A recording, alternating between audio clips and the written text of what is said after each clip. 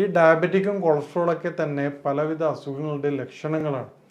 നമ്മളത് മനസ്സിലാക്കിക്കൊണ്ട് ജീവിക്കുകയാണെങ്കിൽ നമുക്ക് എല്ലാവിധ അസുഖങ്ങളിൽ നിന്ന് രക്ഷപ്പെടാൻ പറ്റും. ഇത്തരത്തിൽ ഡ്രൈ ഫ്രൂട്ട്സും നേരത്തെ പറഞ്ഞ വെജിറ്റബിൾസും ഉപയോഗിക്കുകയാണെങ്കിൽ നമുക്ക് കൊളസ്ട്രോൾ ഒരു പരിധി വരെ കൺട്രോളായിട്ട് കൊണ്ടുവരാൻ പറ്റും. കൊളസ്ട്രോൾ മാറാൻ വേണ്ടിയിട്ടുള്ള ഹോം റെമഡീസ് എന്തൊക്കെയാണെന്ന് നോക്കാം. നമുക്ക് ആദ്യമായിട്ടൊരു വളരെ സിമ്പിളായിട്ടുള്ള ഹോം റെമഡീസ് പറയാം.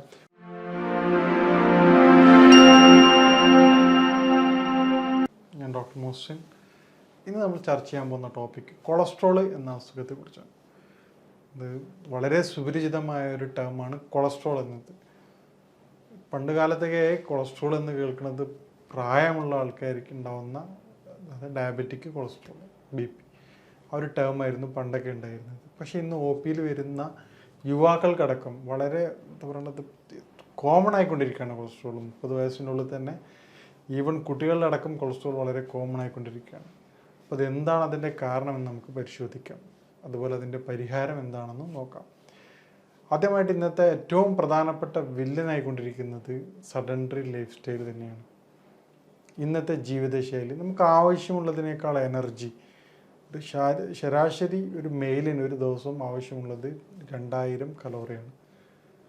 ഈ കലോറിക്ക് പുറമെ വരും ഇന്നത്തെ അവസ്ഥയിൽ ഫിസിക്കൽ വർക്ക് കുറവുള്ള വ്യക്തികൾ നിർബന്ധമായിട്ടും അതിനനുസരിച്ചുള്ള കലോറി മാത്രമേ ഉപയോഗിക്കാൻ പാടുള്ളൂ. ഇല്ലെങ്കിൽ ഈ രൂപത്തിൽ ബോഡിയിൽ വെയിറ്റ് കൂടുകയും അത് പിന്നീട് മറ്റു പല പ്രശ്നങ്ങൾക്ക് ഒബേസിറ്റിക്ക് കാരണമാവുകയും ചെയ്യും. ഇത്തരത്തിൽ നോക്കുകയാണെങ്കിൽ കൊളസ്ട്രോളിൻ്റെ ഏറ്റവും പ്രധാനപ്പെട്ട വില്ലനാണ് നേരത്തെ പറഞ്ഞ മാതിരിയുള്ള ഒബേസിറ്റി. പിന്നീടുള്ള രണ്ടാമത്തെ ഏറ്റവും സഡൻഡറി ലൈഫ് സ്റ്റൈൽ കഴിഞ്ഞ് ഉടനെ വരുന്ന സഡൻഡറി ലൈഫ് സ്റ്റൈലിന് പറയാൻ പറ്റുന്ന ഇതാണ് ജങ്ക് ഫുഡ് ഐറ്റംസ്. ഈ ജങ്ക് ഫുഡ് ഐറ്റംസിലൊക്കെ വരുന്നത് പ്രിസർവേറ്റീവും ഓയിലുമാണ്. ഇതിൽ ഉപയോഗിക്കുന്ന ട്രാൻസ് ഫാറ്റ് ഓയിലാണ്. കാരണം അത് മാർക്കറ്റിൽ ഉപയോഗിക്കാൻ കാരണം ഇത് കൂടുതൽ കാലം കേടുകൂടാതെ നിൽക്കും. പക്ഷെ അത് ഗുരുതരമായ ആരോഗ്യ പ്രശ്നങ്ങൾക്ക് കാരണമാകും. അതാണ് ട്രൈഗ്ലിസറൈഡും ഫാറ്റ് വളരെയധികം കൂട്ടും കൊളസ്ട്രോൾ ബോഡിയിൽ. അതുപോലെ തന്നെ ബേക്കറി ഐറ്റംസിൽ ഉപയോഗിക്കുന്ന മൈദയിലൊക്കെ ഉപയോഗിക്കണം പപ്സ് ഉണ്ടാക്കാനൊക്കെ കൂടുതലായിട്ട് ഉപയോഗിക്കുന്ന ഡാൽഡ ഐറ്റംസാണ്. അതുപോലെ ക്രീമിലൊക്കെ ഇതൊക്കെ ട്രാൻസ് ഫാറ്റ് കാറ്റഗറിയിലാണ്. ആഡഡ് ഷുഗറുകൾ, ഇതൊക്കെ കൊളസ്ട്രോൾ ഉണ്ടാക്കുന്ന പ്രധാനപ്പെട്ട വില്ലനാണ്. നമുക്ക് കൊളസ്ട്രോൾ ആണ് ഇപ്പം ഒരു 4 വർഷം മുമ്പ് കൊളസ്ട്രോൾ ഉള്ള പേഷ്യൻസിന് ഒരു 3 വർഷം കഴിഞ്ഞതിന് ശേഷം പിന്നീട് ചെക്ക് ചെയ്യുമ്പോൾ അവർ ഹിസ്റ്ററി എടുത്ത് നോക്കുമ്പോൾ അവർക്ക് ഡയബറ്റിക് വരികയാണ്. നമ്മൾ പ്രത്യേകിച്ച് മനസ്സിലാക്കുക കൊളസ്ട്രോൾ കൊണ്ടും ഹാർട്ട് ഡിസീസും കാർഡിയാക്കും മാത്രമേ ഉണ്ടാകുന്നതാണ് നമ്മുടെ തെറ്റിദ്ധാരണ. പക്ഷേ കൊളസ്ട്രോൾ എന്നുള്ളത് ഡയറക്റ്റ് വില്ലനാവുമ്പോൾ അത് ഡയബറ്റിക്കിനോടാണ്. ഒരു വ്യക്തിക്ക് ഡയബറ്റിക് വന്നു കഴിഞ്ഞാൽ പിന്നീട് അങ്ങോട്ട് ഓരോരോ സ്റ്റെപ്പായിട്ട് ഓരോ അസുഖങ്ങൾ വന്നുകൊണ്ടിരിക്കുകയാണ്. ഈ ഡയബറ്റിക്കും കൊളസ്ട്രോളൊക്കെ തന്നെ പലവിധ അസുഖങ്ങളുടെ ലക്ഷണങ്ങളാണ്. നമ്മളത് മനസ്സിലാക്കിക്കൊണ്ട് ജീവിക്കുകയാണെങ്കിൽ നമുക്ക് എല്ലാവിധ അസുഖങ്ങളിൽ നിന്ന് രക്ഷപ്പെടാൻ പറ്റും. മറിച്ച് ഓരോരോ അസുഖത്തെക്കുറിച്ച് ട്രീറ്റ് ചെയ്യുകയാണെങ്കിൽ അതിൻ്റെ സ്റ്റെപ്പ് ബൈ സ്റ്റെപ്പായിട്ട് ബുദ്ധിമുട്ടുകളും പ്രയാസങ്ങളും ഓരോരോ ഡിസീസിനും ട്രീറ്റ് ചെയ്യേണ്ട അവസ്ഥയിലേക്ക് വരും. അപ്പോൾ ഈ പറഞ്ഞതുപോലെ എന്താണ് ഇതിൻ്റെ കാരണം നമുക്ക് നോക്കാം. നേരത്തെ പറഞ്ഞ ഏറ്റവും പ്രധാനപ്പെട്ട കാരണം സഡൻഡറി ലൈഫ് സ്റ്റൈലാണ്. പിന്നീട് ജങ്ക് ഫുഡാണ്, ബേക്കറി ഐറ്റംസാണ്. ഇന്ന് സ്റ്റുഡൻസ് ആയാലും കുട്ടികളായാലും പപ്സ് കഴിക്കാൻ വേണ്ടി നിർബന്ധിക്കുകയാണ്. അതുപോലെ ലഡു, ബേക്കറി ഐറ്റംസ്, അതിലൊക്കെ ആർട്ടിഫിഷ്യൽ ഷുഗറും high fructose corn syrup, artificial ഷുഗറാണത്, ഹൈ ആണ് അതിൻ്റെ കലോറിക് വാല്യൂ. അത്രയൊന്നും ജോലി ഇല്ലാത്തൊരു വ്യക്തി ബോഡിയിലേക്ക് തുടർച്ചയായിക്കൊണ്ട് ഇപ്പോൾ ലഞ്ച് ബ്രേക്ക് സമയത്തേക്ക് 1-2 പപ്സ് തിന്നുന്ന കുട്ടികളുണ്ട്.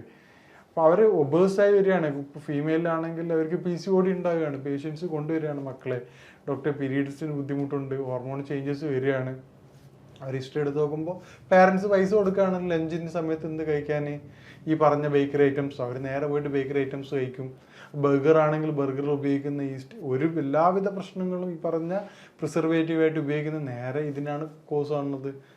അപ്പോൾ ട്രാൻസ് ഫാറ്റ് കണ്ടിട്ടുള്ള ഫുഡ് ഐറ്റംസ് കഴിക്കുമ്പോൾ പെട്ടെന്ന് തന്നെ കൊളസ്ട്രോൾ ഉണ്ടായും. അത് മറ്റു പലവിധ ആരോഗ്യ പ്രശ്നങ്ങൾക്ക് യൂറിക് ആസിഡിന് പോലും കാരണമാവാറുണ്ട്.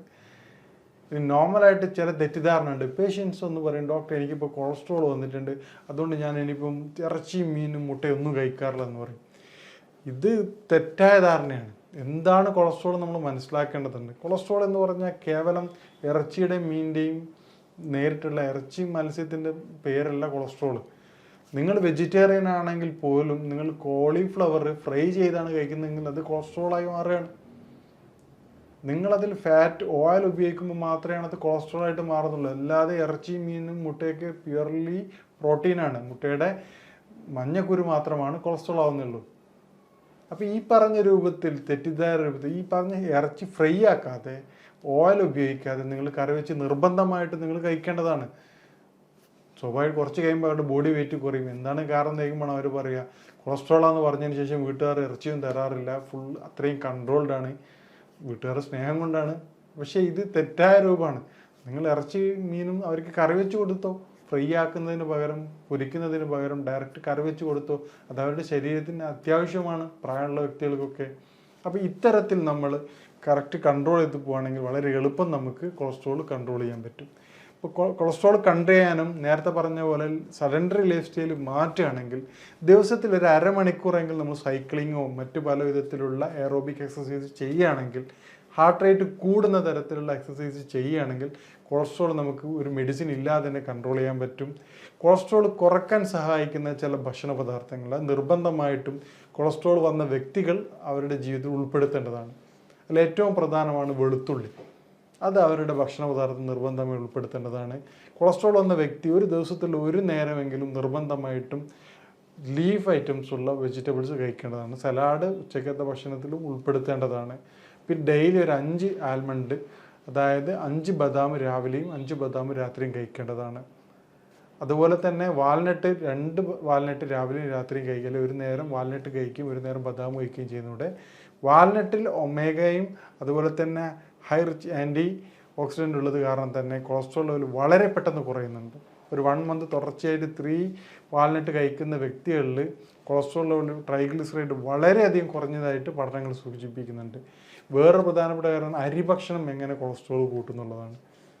ഓയിലി ഐറ്റംസൊക്കെ ആൾക്കാർ ഒഴിവാക്കും, വീണ്ടും അരി നന്നായിട്ട് കഴിക്കും. അരി കൂടുതലായിട്ട് ഇഷ്ടമുള്ള ഒരു വ്യക്തികൾ ബോഡി ഇത് ഗ്ലൂക്കോസിനെ സ്റ്റോർ ചെയ്ത് മാറ്റുന്നത് ട്രൈഗ്ലിസറൈഡ് ആയിട്ടാണ്. അറിയാത്തൊരു കാര്യമാണ്. അത് കൂടുതൽ പ്രശ്നങ്ങളിലേക്ക് മാറും. പേഷ്യൻസ് പറയും, ഡോക്ടർ ഞാൻ അരി എണ്ണയുടെ ഒന്നും ഉപയോഗിക്കുന്നില്ല, പക്ഷേ എനിക്ക് കൊളസ്ട്രോൾ ഇങ്ങനെ ട്രൈഗ്ലിസറൈഡ് ഇങ്ങനെ കൂടിക്കൊണ്ടിരിക്കുകയാണ്. ഇതിൻ്റെ യഥാർത്ഥ വില്ലൻ അരിഭക്ഷണമാണ്. അരിഭക്ഷണം പൂർണ്ണമായിട്ടും വർജിക്കണം എന്നല്ല പറഞ്ഞു വരുന്നത്. രാത്രി അരിഭക്ഷണം അല്ലാതിരിക്കുക.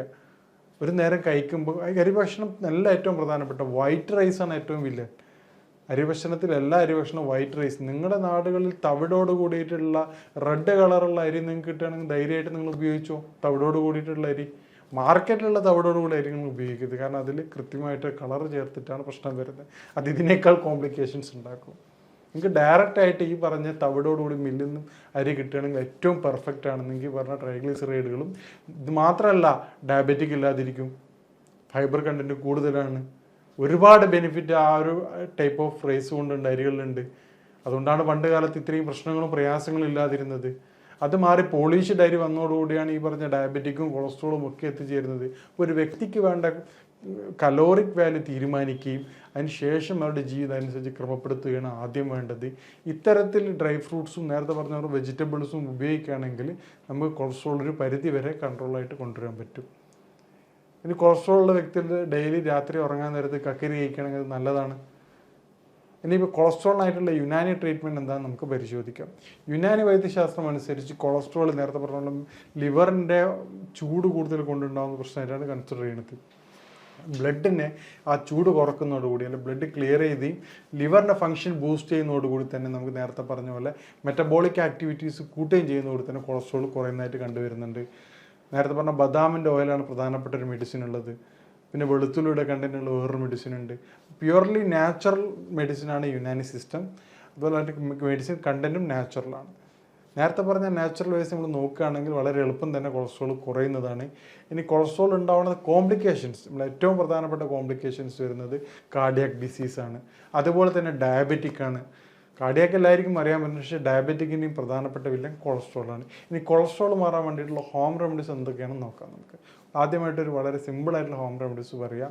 വെളുത്തുള്ളിയും ബദാമും തേനിൽ ചേർത്തുകൊണ്ട് ദിവസവും ഒരു 1/2 ടീസ്പൂൺ കഴിക്കുക. വെളുത്തുള്ളിയും ബദാമും 5 ബദാമും 3 ഇല്ലി വെളുത്തുള്ളിയും ചേർത്തുകൊണ്ട് തേനിൽ വെറും വയറ്റിൽ കഴിക്കുകയാണെങ്കിൽ കൊളസ്ട്രോൾ ലെവൽ കുറഞ്ഞ് വരാൻ സഹായിക്കും. ഇതുപോലെ തന്നെ ആപ്പിൾ സിട്രർ വിനാഗർ, നേരത്തെ പറഞ്ഞ പോലെ ആപ്പിൾ വിനാഗർ നാച്ചുറൽ വിനാഗറാണ്. അത് രാത്രി അല്ലെങ്കിൽ രാവിലെ ഒരു നേരം കഴിക്കുകയാണെങ്കിൽ അതും കൊളസ്ട്രോൾ കുറയാൻ വേണ്ടി സഹായിക്കുന്നുണ്ട്. ഓയിലിന് പകരം ഒലിവ് ഓയിൽ യൂസ് ചെയ്യുന്നതാണെങ്കിൽ അതും കൊളസ്ട്രോൾ കുറയാൻ വളരെയധികം സഹായിക്കുന്നുണ്ട്. അതേപോലെ ലീഫ് വെജിറ്റബിൾസ് രാത്രി നിർബന്ധമായിട്ട് ഉൾപ്പെടുത്തുക. ഇത്തരത്തിൽ നമ്മൾ തുടർന്ന് പോവുകയാണെങ്കിൽ നമുക്ക് കൊളസ്ട്രോൾ വളരെ എളുപ്പത്തിൽ കൺട്രോൾ ചെയ്യാൻ പറ്റും.